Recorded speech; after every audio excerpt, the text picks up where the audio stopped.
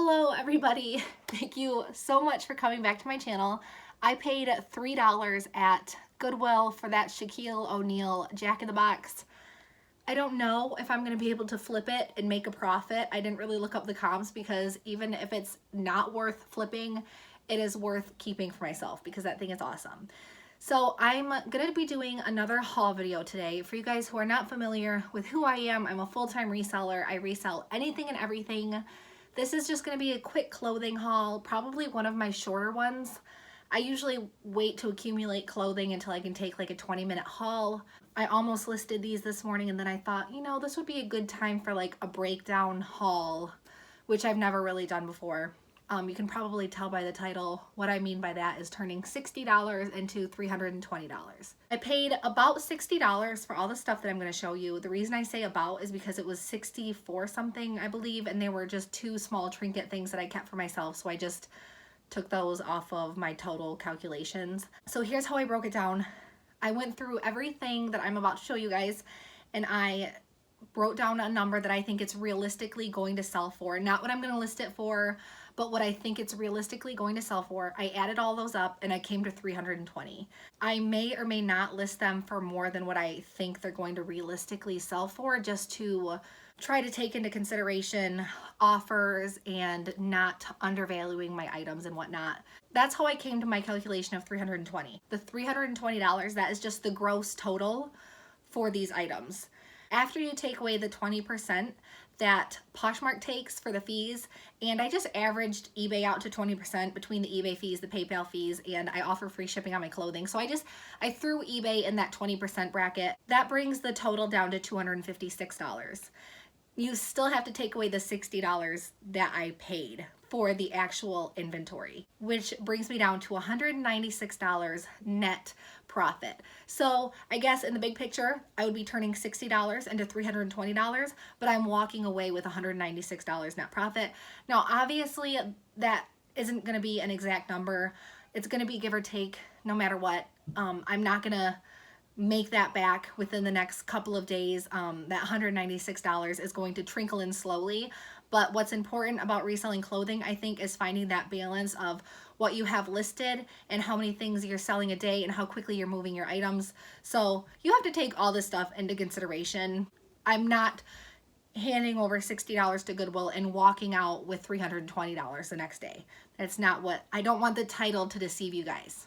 Now, one more quick breakdown I figured I would do, since I usually don't do my breakdown videos.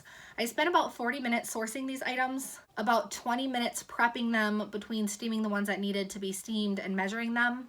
And it will probably take me an hour to list them between taking the pictures and actually listing them on my computer or my phone. So that's about 2 hours. So 2 hours for $196 of potential net profit. You guys see why I'm in this business, right?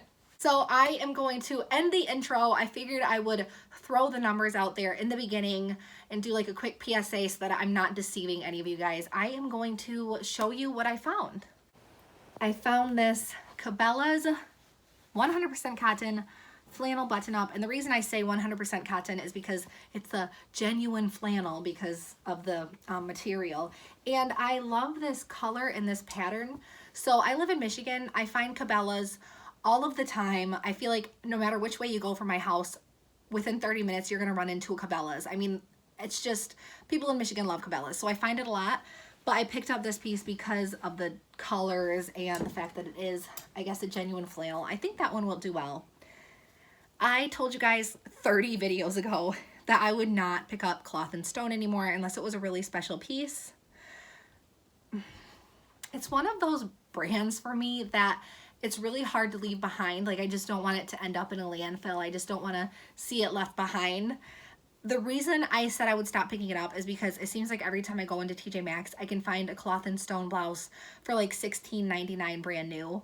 So obviously you guys can see like the price point for Cloth & Stone is not what it used to be, but I can't leave it behind. Regardless, I think this will end up selling for like $15. I think that's fair. Like I said, some styles don't end up in TJ Maxx, so you never know. I found this awesome vintage polar bear Alaska sweater. So this is like late 90s.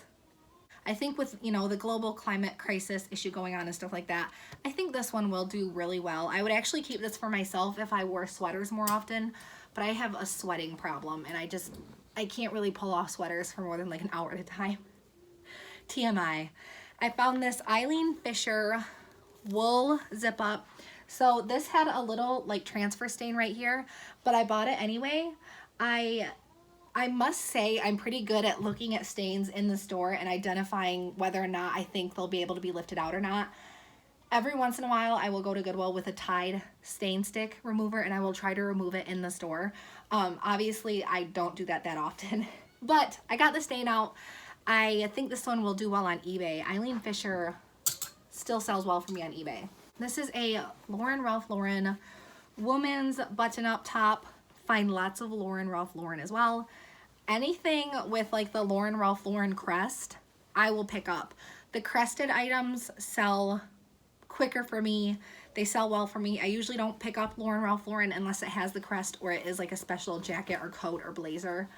So I think this one will do well. Again, I think that one will do well on eBay. This one's super trendy right now. It's a Harley Davidson vintage like 90s. I'm thinking this is late 90s. Yeah.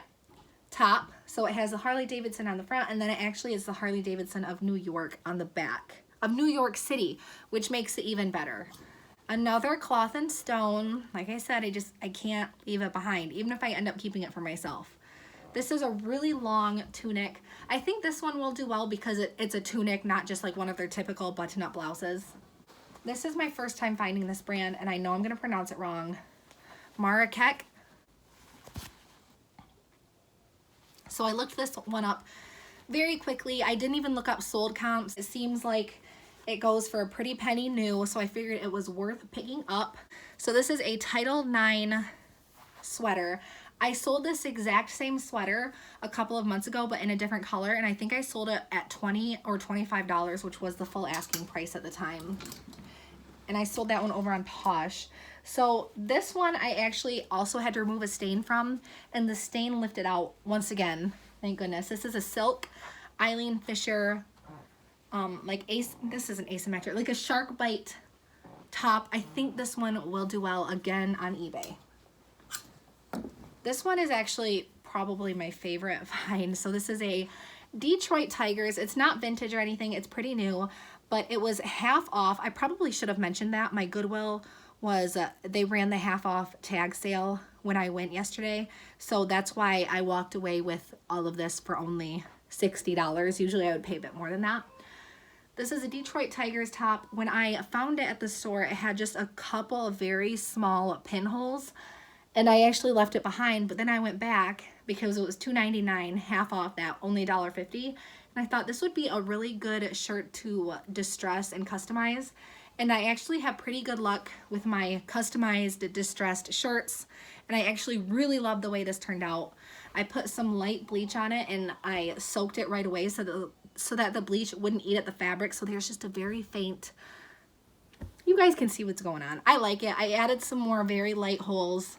Sometimes when I do like customized distressed shirts, I will do big holes, but then I have to go back through with my sewing machine and reinforce those holes so that they don't end up just destroying the garment. This is a Cabela, which is a Carrie Underwood's activewear brand. Somewhere down the grapevine of the reseller community, somebody told me about this brand and I started picking it up. And I'm glad I did because it does sell well. It has a pretty good following. This is just a simple cardigan. This is an Eileen Fisher Italian yarn tank top. Normally I leave behind solid color Eileen Fisher tank tops or solid color shirts that aren't like button up shirts or anything like that, just because they don't sell for me. But because this is Italian yarn, I think this one will do well. It was $1.99 and I paid $1 for it because it was half off.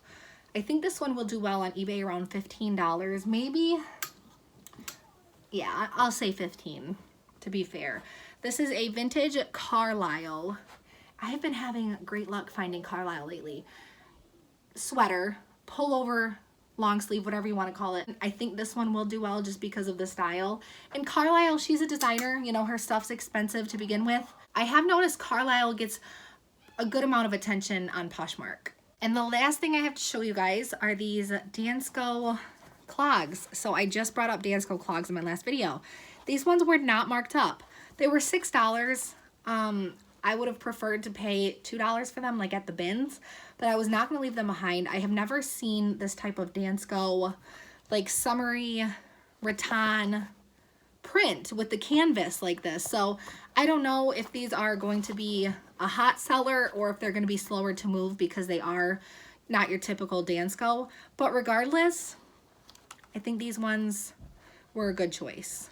That is the haul that I have to show you guys, from $60 to $320. Like I said, take that with a grain of salt.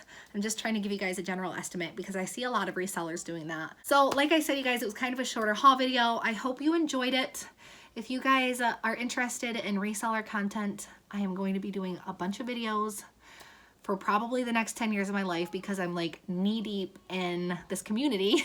So go ahead and hit that subscribe button. I'm also going to leave a link down below in the description to my Instagram. You can go ahead and say hi over on Instagram. Thank you so much for watching, and as always, happy selling.